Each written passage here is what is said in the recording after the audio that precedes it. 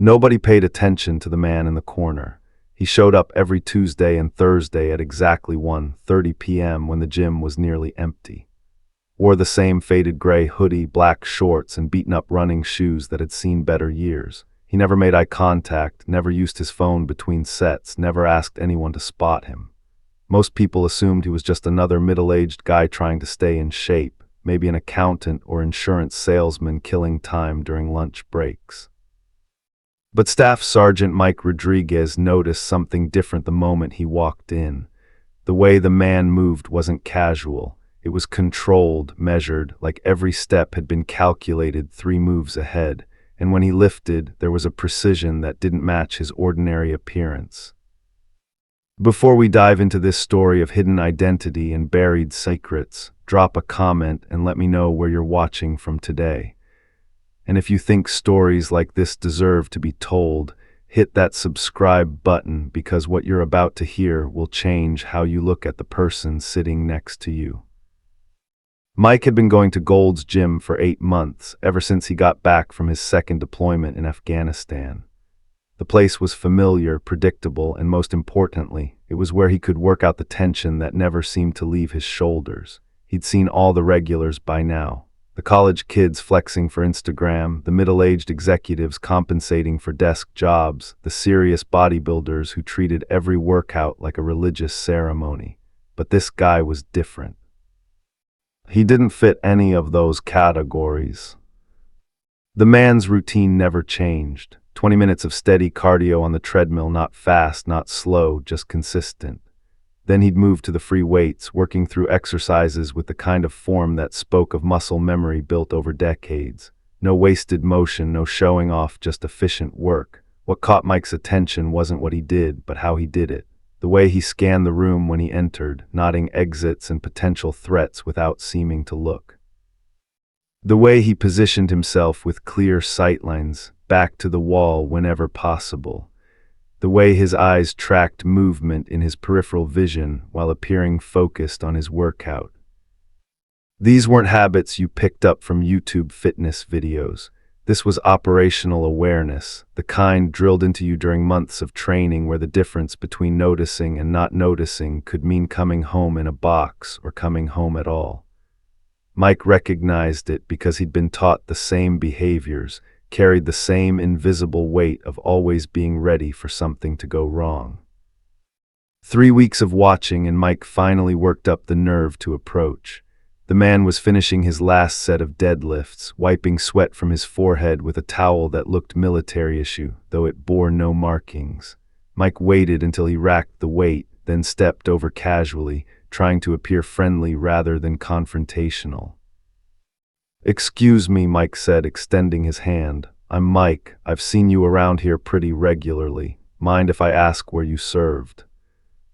The man looked up slowly, his eyes meeting Mike's for the first time. They were gray, tired, and held the kind of depth that comes from seeing things you can't unsee. For a moment he didn't respond, sizing up the younger man standing before him.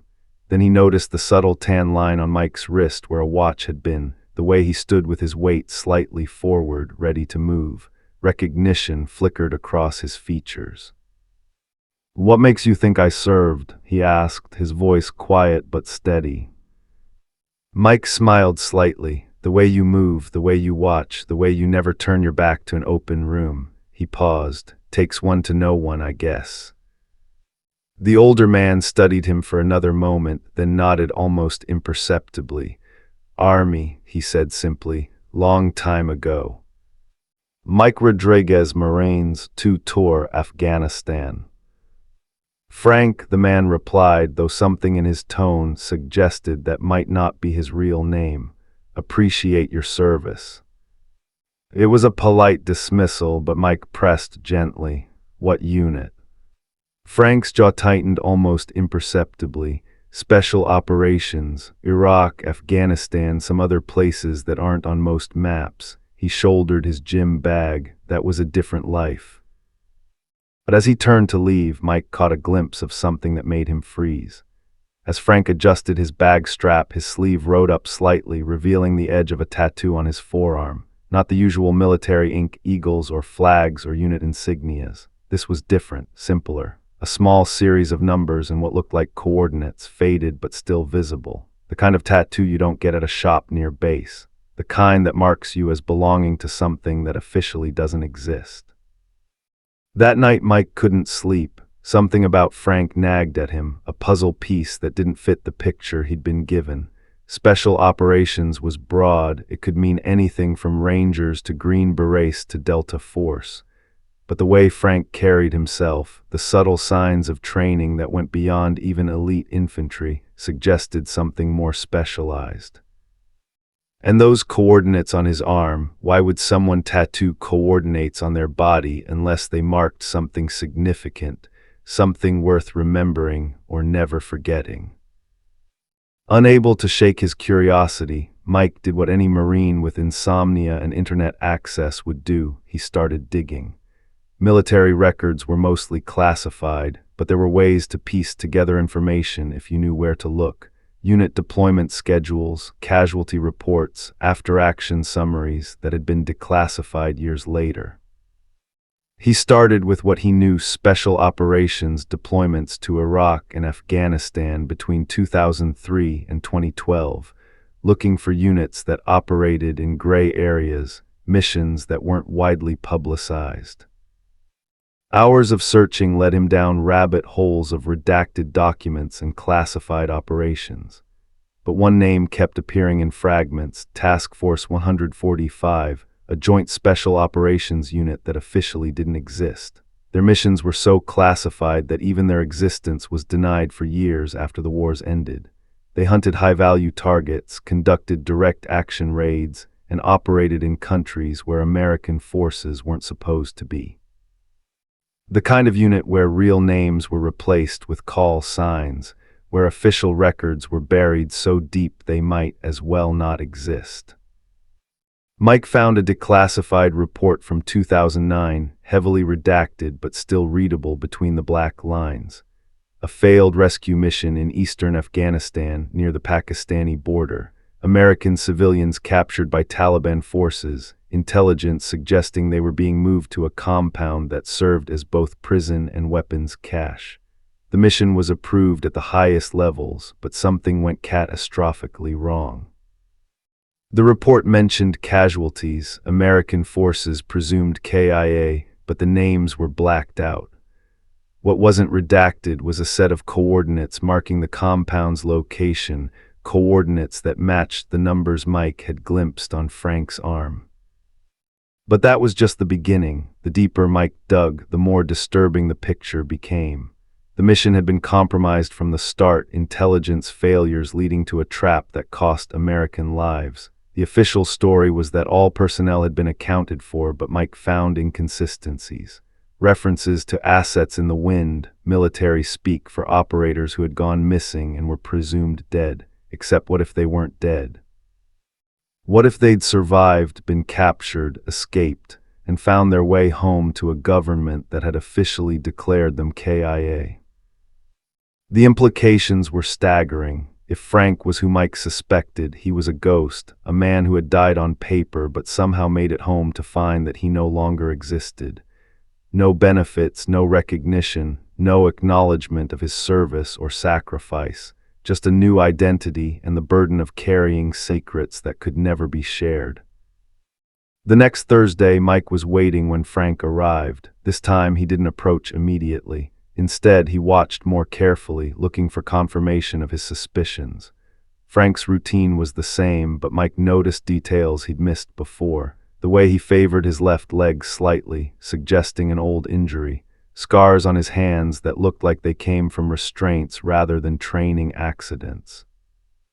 The way he flinched almost imperceptibly when someone dropped a weight, a split-second reaction that spoke of trauma burned deep into muscle memory.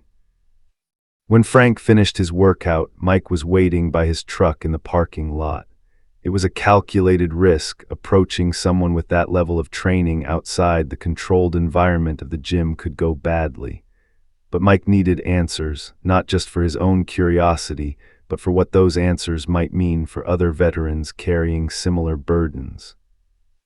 "Frank," he called out, keeping his distance and his hands visible. Can we talk? Frank stopped, his body language shifting subtly into a more defensive posture. About what?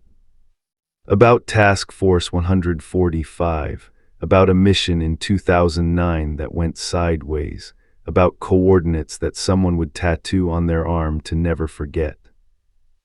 Frank's face went completely neutral, the kind of blank expression that comes from years of interrogation, resistance training. I think you've got me confused with someone else. Maybe, Mike said carefully, but if I don't, then you're carrying weight that no one should have to carry alone. And if the government abandoned you, left you to rebuild your life from nothing while officially declaring you dead, then maybe it's time someone knew the truth.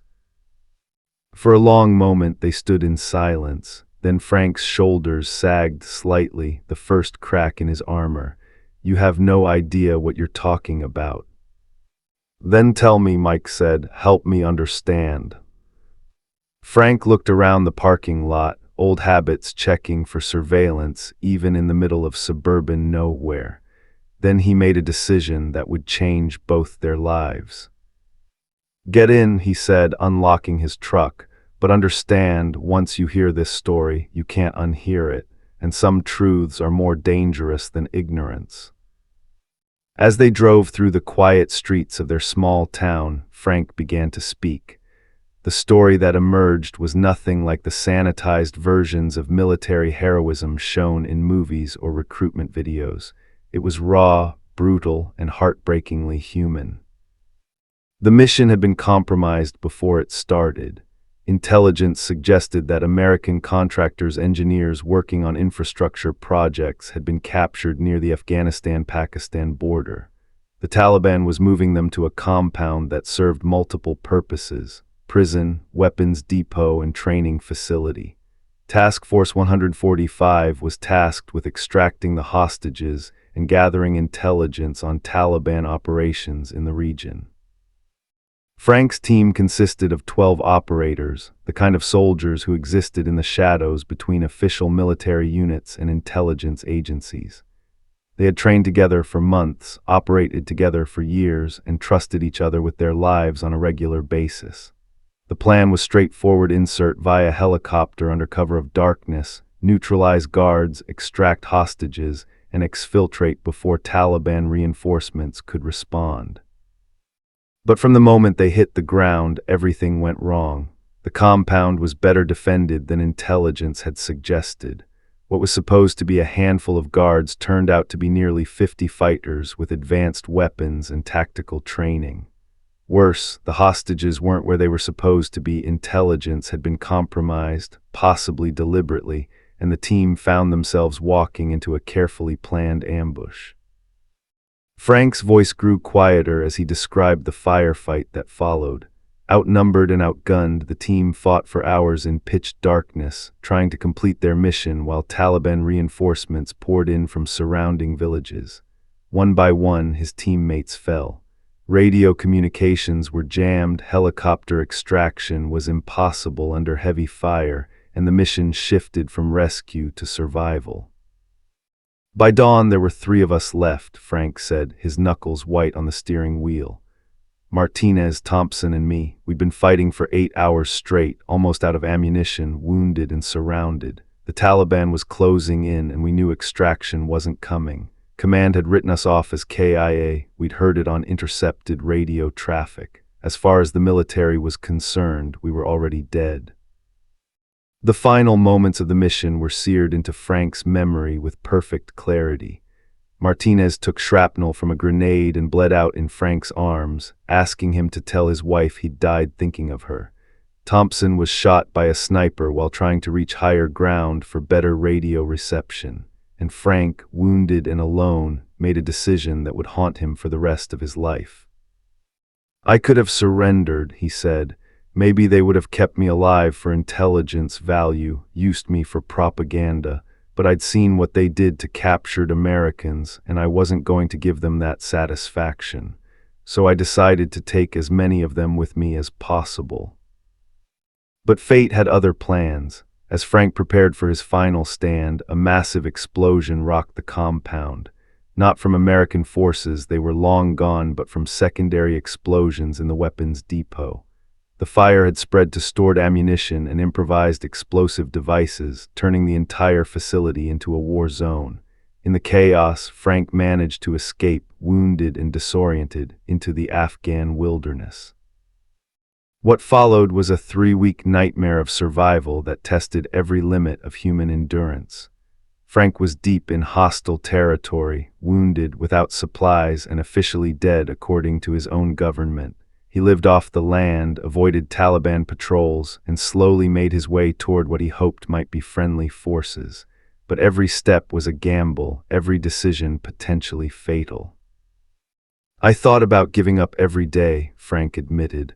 "Would have been easier to just lie down and let it end. But I kept thinking about my team, about the promises we'd made to each other. We swore we'd all make it home, one way or another. Even if I was the only one left, I owed it to them to try." When Frank finally reached what he thought was a safe zone, he discovered the full extent of his situation. Officially, he was dead. His family had been notified, his funeral had been held, and his death benefits had been paid out. The mission had been classified at the highest levels, all records sealed or destroyed. As far as the United States government was concerned, Staff Sergeant Frank Morrison had died heroically in combat and been buried with full military honors. Except he was standing there, very much alive, and the implications of his survival were too complex for bureaucracy to handle. "They gave me a choice," Frank said bitterly. "Stay dead and disappear, or try to prove I was alive and risk exposing classified operations that could compromise ongoing missions and get other soldiers killed. They made it clear that my resurrection would be more trouble than it was worth." So Frank Morrison stayed dead and Frank Miller was born. New identity, new social security number, new life built on the foundation of erasing the old one. The government provided minimal support, enough to get started, but not enough to really live. No veterans' benefits, no recognition of service, no acknowledgement of sacrifice. Just a new name and the burden of carrying secrets that could never be shared.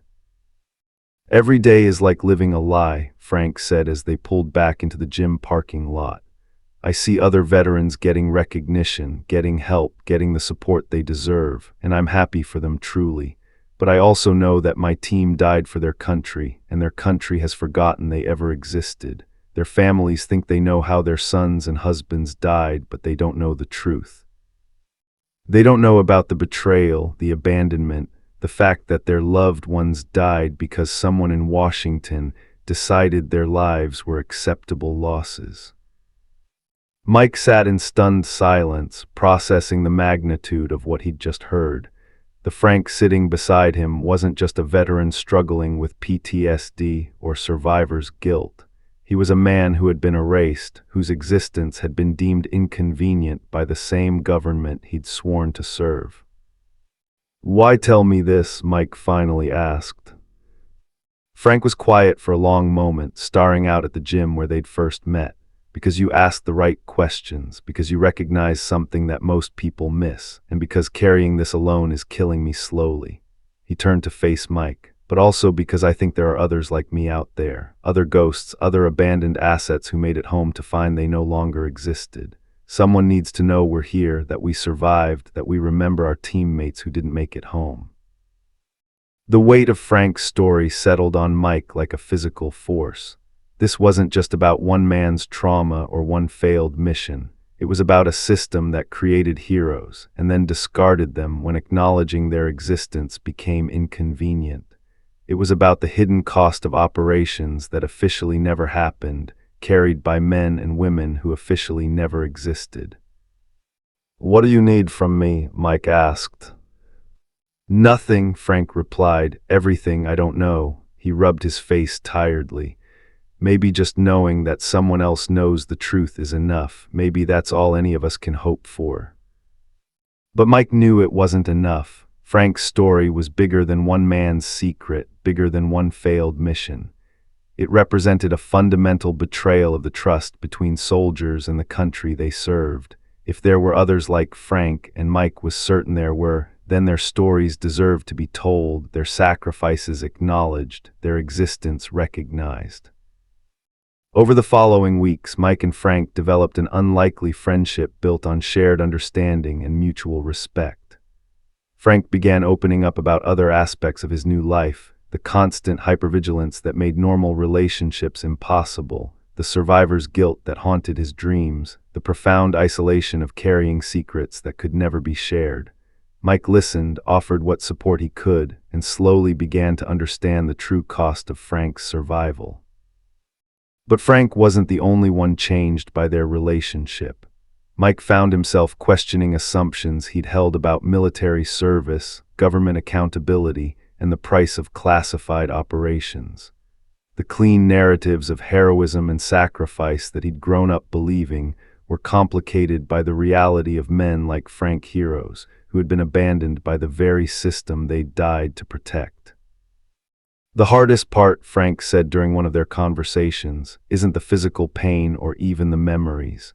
It's knowing that my teammates died believing their country would remember them, would honor their sacrifice. Instead, they've been erased as completely as if they never existed. Martinez had a daughter who was 3 when he died. She's in college now, and she'll never know what her father really did, what he really sacrificed. This revelation sparked something in Mike that would change both their lives. If the government wouldn't acknowledge these men's sacrifice, maybe there was another way to ensure they were remembered. Maybe the official channels weren't the only paths to recognition and honor. Mike began researching other veterans who might be carrying similar burdens. He reached out carefully through online forums and support groups, looking for signs of others who existed in the gray spaces between official recognition and complete abandonment. What he found was a network of forgotten warriors, men and women who had served in operations so classified that their very existence was denied. Some had been declared dead and chose to stay that way rather than risk exposing ongoing operations.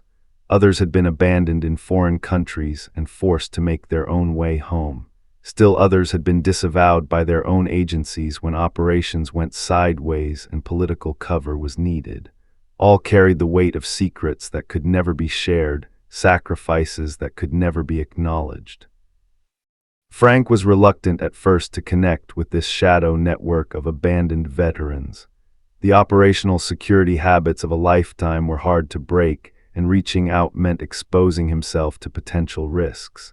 But the isolation was killing him as surely as any enemy bullet, and the chance to connect with others who understood his situation was too valuable to ignore. The first meeting was arranged carefully, in a neutral location with multiple exit routes and good visibility. Frank was nervous in a way Mike had never seen before, not the controlled alertness of a trained operator, but the raw anxiety of a man stepping out of hiding for the first time in years. But when he saw the others, 3 men and 1 woman, all carrying themselves with the same carefully controlled posture, all bearing the invisible scars of betrayal and abandonment, something in his face relaxed slightly. They didn't share names, at least not real ones. Operational security was still paramount, even in civilian life. But they shared stories, experiences, the burden of carrying secrets that officially never existed.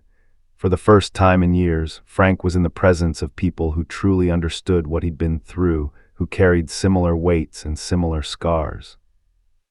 "It's not about recognition," one of the men said. "It's about remembering our teammates, our missions, the prices that were paid. If we don't remember, who will?" This simple statement became the foundation for something larger than any of them had imagined. They began meeting regularly, not as a support group exactly, but as keepers of memory for operations and operators that had been officially forgotten. They couldn't seek public recognition without exposing classified information and potentially endangering ongoing operations. But they could remember, they could honor their fallen teammates in private, and they could ensure that the truth didn't die with them. Frank found purpose in these gatherings that he hadn't felt since his official death. For the first time in years, he wasn't carrying his burden alone. The nightmares didn't stop, the hypervigilance remained, but the crushing isolation began to lift. He wasn't just a ghost haunting his own life anymore. He was part of something larger, a brotherhood of the forgotten who refused to let their teammates be erased from history. Mike watched this transformation with a mixture of pride and humility. He'd entered Frank's life seeking answers to his own questions about service and sacrifice. Instead, he'd found something much more profound, a glimpse into the hidden costs of classified operations and the remarkable resilience of those who paid those costs. But their story was far from over. The network of forgotten veterans grew slowly but steadily, connected by word of mouth and careful vetting. Each new member brought their own stories of abandonment and betrayal, but also their own strength and determination to ensure their teammates weren't forgotten. They began creating a private memorial of sorts, not physical, but digital and encrypted, preserving the stories and names of those who had died in operations that officially never happened. Frank became one of the leaders of this shadow memorial project, his technical skills and operational experience making him invaluable in creating secure systems for preserving sensitive information. For the first time since his official death, he had a mission that mattered, a purpose that extended beyond simple survival. "We can't bring them back," he told Mike during one of their conversations. "We can't undo the betrayals or the abandonment, but we can make sure they're remembered. We can preserve the truth, even if we can't share it publicly. And maybe someday, when classifications expire and political concerns fade, their families will know what really happened." The work wasn't easy. Creating secure systems for preserving classified information required skills that none of them officially possessed anymore.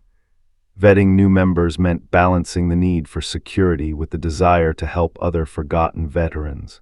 And always, there was the risk that their activities might be discovered by agencies that preferred their secrets to stay buried. But the work was necessary. Each story preserved, each name remembered, each operation documented was a small victory against the forces that sought to erase their existence. They couldn't seek justice in traditional terms, but they could ensure that the truth survived, hidden but intact, waiting for a time when it might safely be revealed. Frank's transformation through this process was remarkable to witness. The hollow-eyed ghost who had haunted the gym had gradually been replaced by a man with purpose and connection. He still carried his scars, still struggled with the memories, but he was no longer alone with them. He had found a way to honor his fallen teammates while building a new life for himself. Mike's role in all of this was largely that of witness and supporter. He couldn't fully understand the experiences of these forgotten warriors, but he could listen, he could help where possible, and he could serve as a bridge between their hidden world and the civilian life they were trying to navigate. In many ways, he became their advocate with the outside world, helping them access resources and support while protecting their identities and secrets. The story of Frank and the network of forgotten veterans raises profound questions about the price of classified operations and the obligations of governments to those who serve in the shadows.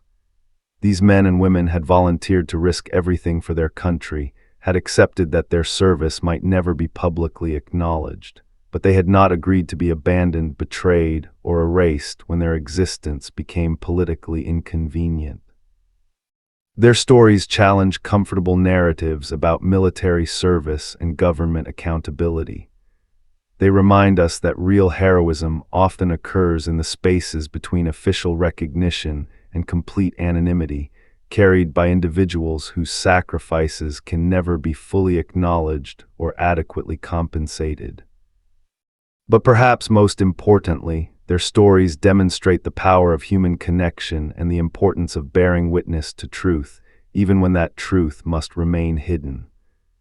Frank and his fellow forgotten warriors found healing not through official recognition or financial compensation, but through the simple act of being seen and understood by others who shared their experiences.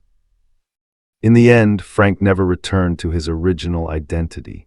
Staff Sergeant Frank Morrison remained officially dead, buried with honors in a ceremony attended by a family who believed they knew how and why he died. But Frank Miller found a way to live with purpose and connection, honoring his fallen teammates while building new relationships based on truth and mutual understanding. The gym where Mike first noticed Frank's unusual behavior still sees him twice a week, still following the same routine, still maintaining the operational awareness that had kept him alive through years of dangerous missions. But now he's no longer alone with his secrets. He's part of a network of forgotten warriors who refuse to let their teammates be erased from history, who preserve truth in hidden digital archives, and who find strength in their shared commitment to memory and honor. Mike continues to work out alongside Frank, their friendship deepened by shared knowledge of sacrifices that can never be publicly acknowledged. He serves as a bridge between the hidden world of forgotten veterans and the civilian community that unknowingly benefits from their service. And he carries the knowledge that heroes walk among us every day, carrying secrets and scars that most of us will never see or understand. Their story reminds us that military service extends far beyond official recognition and traditional benefits. The true cost of protecting freedom includes not just those who die in battle, but also those who survive to carry the weight of classified operations, abandoned by the systems they served, honored only by those few who know enough to recognize the signs of hidden sacrifice. So the next time you see someone at the gym, the grocery store, or anywhere else who moves with unusual precision, who maintains constant awareness of their surroundings, who seems to carry invisible weight on their shoulders, remember Frank's story. Remember that some of our greatest heroes are hiding in plain sight, carrying secrets that can never be shared, honored only by their own commitment to the memory of those who didn't make it home. And if you're a veteran reading this, know that you're not alone. Whether your service was publicly recognized or officially denied, whether you came home to parades or silence, your sacrifice matters, your story matters. And somewhere out there, others who understand are working to ensure that the truth survives, even if it must remain hidden for now. The network of forgotten veterans continues to grow, connected by secure communications and bound by shared commitment to preserving the memory of classified operations and fallen comrades. They can't seek public recognition without exposing ongoing operations and endangering active personnel. But they can remember, they can honor their teammates in private, and they can ensure that when the time comes for truth to be revealed, the stories will be preserved and ready. Frank Morrison may be officially dead, but his mission continues. In the quiet corners of American life, forgotten warriors maintain their vigil, protecting secrets, preserving memories, and proving that true heroism doesn't require recognition to endure.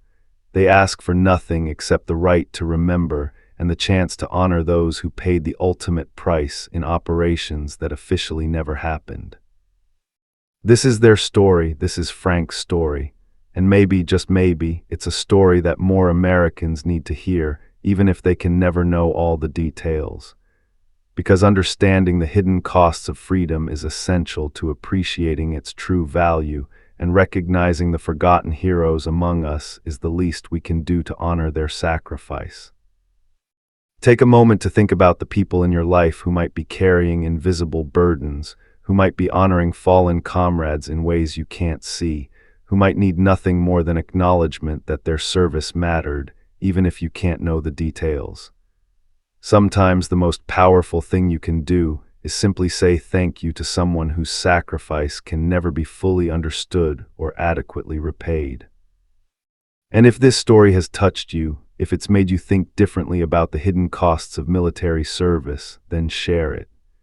Help others understand that heroism takes many forms, that sacrifice often remains invisible, and that some of our greatest warriors are hiding in plain sight, carrying secrets that protect us all while asking for nothing in return except the right to remember their fallen friends.